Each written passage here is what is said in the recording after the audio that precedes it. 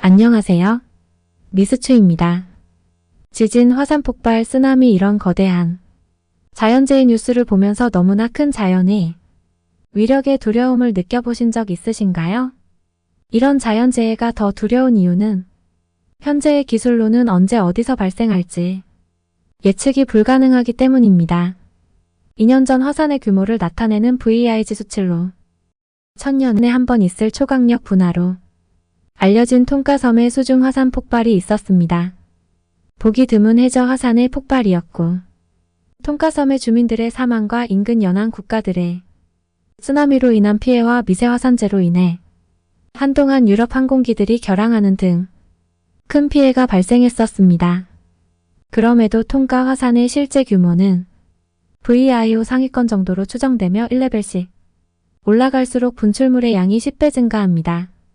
7레벨급 화산이 폭발하는 주기가 500년, 1000년 정도 되는데 VI 7급의 화산 폭발은 947년, 1815년 역사상으로 2번밖에 없었으며 통가 화산은 2레벨에 미치지 못합니다.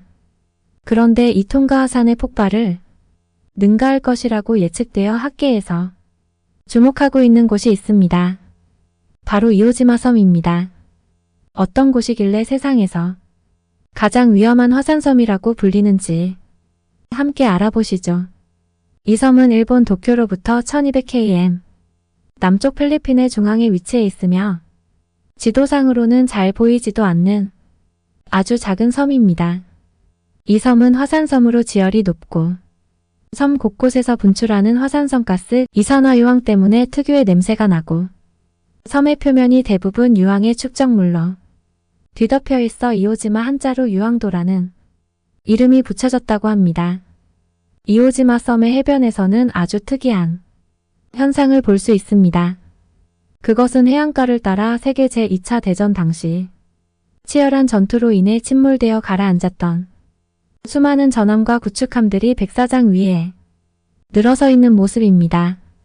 구글 위성 사진으로도 그 모습을 확인할 수 있는데 그 무거운 전함들이 어떻게 해저에서 해안가로 올 수 있었을까요? 그 이유는 이오지마 섬의 화산 활동과 관련이 있습니다. 이오지마 섬은 일본 내 110여 개의 화산 중 가장 화산 활동이 활발한 섬입니다. 해마다 20cm씩 융기하고 있었으나 최근에는 한 번에 10cm가 융기하는 모습까지 보여 분화가 얼마 남지 않은 것이 아닌가 하는 추측을 해볼 수 있습니다.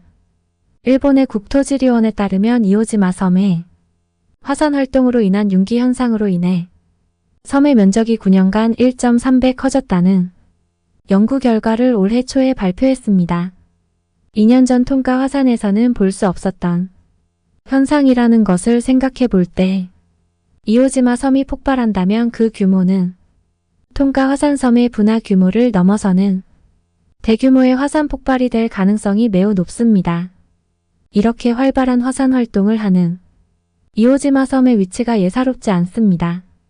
이전 영상에서 일본의 타츠키류의 예지몽 중 필리핀 해에서 폭발이 일어나 거대한 쓰나미가 발생한다는 내용을 말씀드렸었습니다. 그런데 그 폭발 지점이 이오지마 섬과 근접한 위치입니다.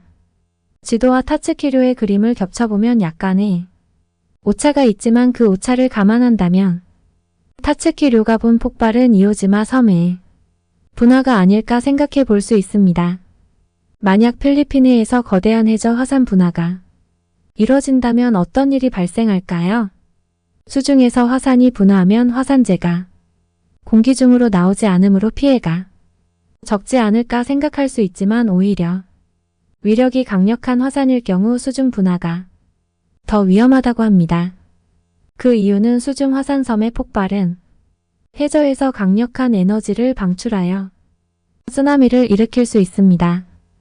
해저의 지각 변동으로 인한 물의 대규모 이동은 해안선의 높은 파도를 일으키며 이는 해안 지역에 심각한 파괴를 가져올 수 있습니다. 수중 화산은 물 밑에서 활동하므로 그 활동의 규모와 성격을 정확히 파악하기 어렵습니다. 이는 화산 폭발의 강도와 범위를 예측하기 어렵게 만들 수 있습니다. 그리고 수중에서 발생하는 화산 활동은 육지의 화산 활동보다 감지하기 어려울 수 있습니다. 이로 인해 폭발 전 충분한 경고가 이루어지지 않을 수 있으며 작스러운 폭발로 인한 위험이 증가합니다. 위력이 강력한 수중 화산 폭발은 해수의 화산재와 가스를 방출할 수 있으며 이는 해양 생태계에 영향을 미칠 수 있습니다. 또한 해수면으로 방출된 화산재와 가스는 대기로 전파되어 넓은 지역에 영향을 미칠 수 있습니다. 대기 중으로 방출된 미세 화산재는 일시적으로 기후 변화에 영향을 줄 수 있습니다. 화산재는 태양 복사를 차단하여 지역적으로 온도 변화를 일으킬 수 있습니다. 필리핀해에서 대규모 분화가 발생하게 되면 어떤 지역이 위험할까요? 필리핀은 필리핀해에 인접해 있기 때문에 폭발로 인한 쓰나미의 직접적인 영향을 받을 가능성이 높습니다. 그리고 일본은 필리핀해는 일본과도 가깝기 때문에 특히 남부 지역에서 쓰나미 피해가 발생할 수 있습니다. 또한 필리핀해와 인접한 대만 역시 쓰나미로 인한 피해를 입을 가능성이 있고 인도네시아, 말레이시아, 베트남, 태국 등 필리핀해와 인접한 동남아시아 국가들의 해안 지역 역시 위험에 노출될 수 있습니다.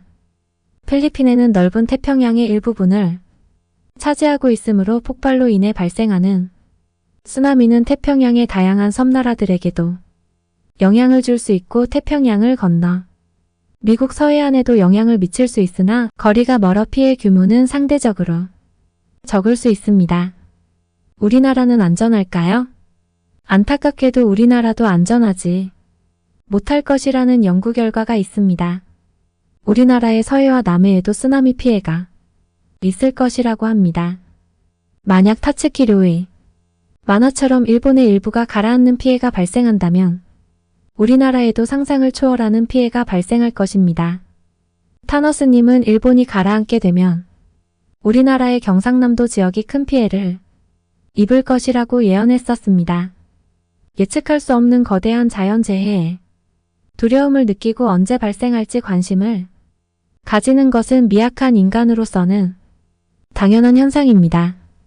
화산 활동을 꾸준히 관측하고 기술을 개발시켜 정확한 예측을 할 수 있도록 노력해서 그 피해를 줄일 수 있도록 하려는 노력이 필요하겠습니다. 만약 가까운 미래에 인류가 멸망할지도 모르는 거대한 자연재해가 발생한다면 여러분들은 무엇을 하시겠습니까? 저라면 가까운 가족들, 친구, 지인들과 즐거운 시간을 보내면서 좋은 추억을 만드는 일을 할 것 같습니다.